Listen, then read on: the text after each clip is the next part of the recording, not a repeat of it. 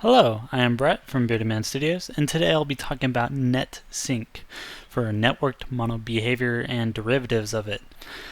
NetSync is the most awesome attribute that you can put on top of variables and get them syncing across the network and getting any particular function called whenever it's updated or how you want to sync it across the network in particular ways. So to get started, I'm just going to go to my networked monobehavior example. I'm going to do, let's just do a private, actually let's do protected override owner update, and then I'm going to have a variable up here. I'm just going to do an int.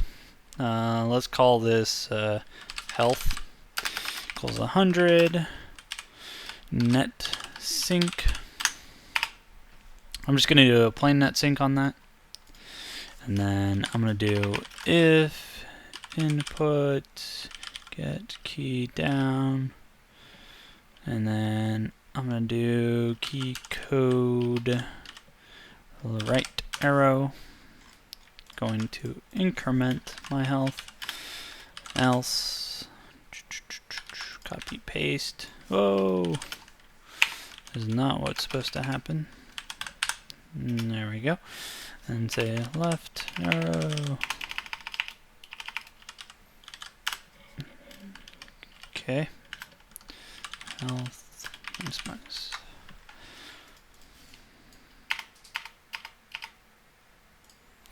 Alright, so I have my health that I'm putting a NetSync attribute on top of. I have my right arrow and left arrow, my right arrow being the incrementing for my health and the left arrow to decrement it. And this is already attached as a script to my example networked monobehavior.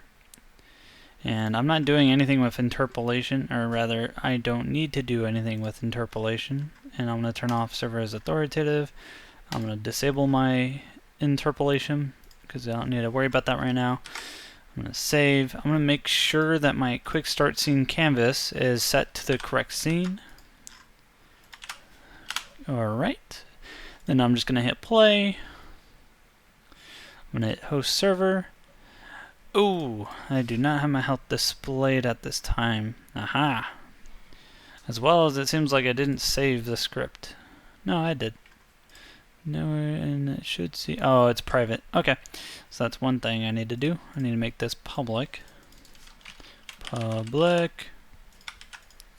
And then I probably want a way to just display this health, so I'm just going to do an on GUI really quick. Label health. Okay, and save. Let it compile, hit play, go host server, and there you have it. I have my health, so I'm going to press the right arrow, one up, and there you go. It goes up, it goes down. That is cool. Now I want to know the health of anyone else that joined, so I'm going to build this out really quick.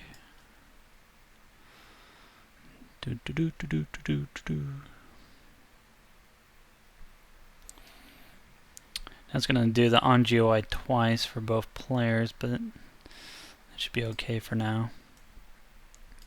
So I'm going to make the editor to the server and the standalone be the client. So host, it's my health, join, health, and you'll see the health going behind it is changing and the health in front of it.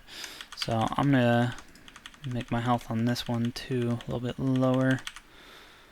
Alright. Oh, did I do that on owner update? Yeah, I did. Okay. So on one of them, I am 114. This should be the server, if I am correct. Let's see. No, that's not the server. Let's go back to this guy. No, it's this guy. Alright, so this is the client. The client is at 127.28 now. And the server is currently at 83. And as you can see, the variables are getting synced across the network without any issues. So that is just using the general NetSync attribute and not doing any additional parameters in it. So now I'm going to add in additional parameters so that we can sync other variable or other information to go with it. So I'm just going to do parentheses, and as you can see, we have like a list of options that we can do with this NetSync. We can determine if we want to ignore the interpolation on this. We can specify the callers for it, then interpolate, as well as the method to call.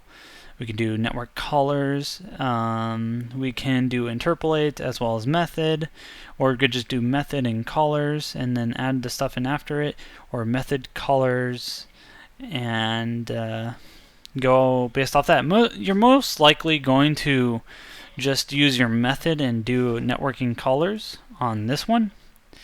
Otherwise, if you're not using this one, you might be using the network callers, and your last resort is most likely the ignoring of the interpolate if you don't want to interpolate this value.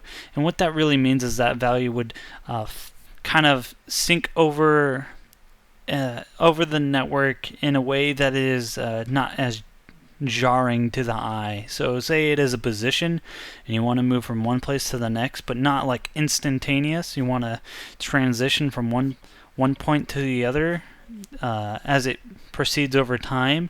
That is when you would have interpolate set to true. If you have it set to false, then it's not going to interpolate, it's just going to sync it right to that value.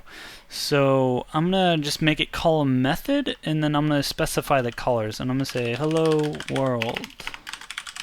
So I'm going to call this method called hello world, and I'm going to specify my callers as well, I can do myself, I can call everyone, or I can do others that want to listen in on this as well. So rather than calling it myself, the other people would get this function call on this networked monobehavior derivative function. So I'm going to make it so only the other people see or call this function, and I'm not going to interpolate it. And that should be enough information to sync this over. Now I'm going to make a function called hello world with no parameters in it, and I'm just going to say debug log my health has changed, and then debug out the health. And there we go. So now everyone else is going to call this method but the owner itself. And to showcase that, I'm just going to let it compile. I'm going to hit play. I'm going to hit host server, and as I press left or right, you'll notice that I'm not getting any function callbacks on it because I'm setting it to others, and I'm not setting it to myself, and I'm not setting it to everyone. So only everyone else will get that function callback. So to showcase this, I'm going to build and run again. Let it do its thing. Here we go. Hit play. I'm going to do the same thing. I'm going to make the editor the host. And let's just make its health 95. Make the standalone the client. Join. And then as I decrement or increment his health, you'll see the function is called back. And it is printing out that debug information that I said, as you can see. So it is working correctly, and it is doing what I have asked it to do, and I have interpolation turned off, I have it set to others, and I have called the function correctly of hello world.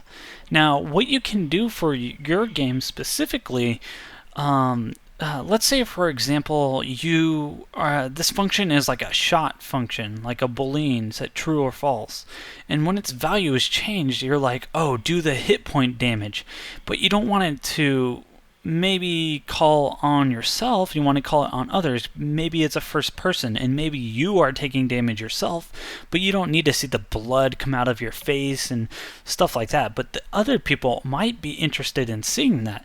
So you would have your hello world here, and then you would do a local, change where you would spawn blood particles.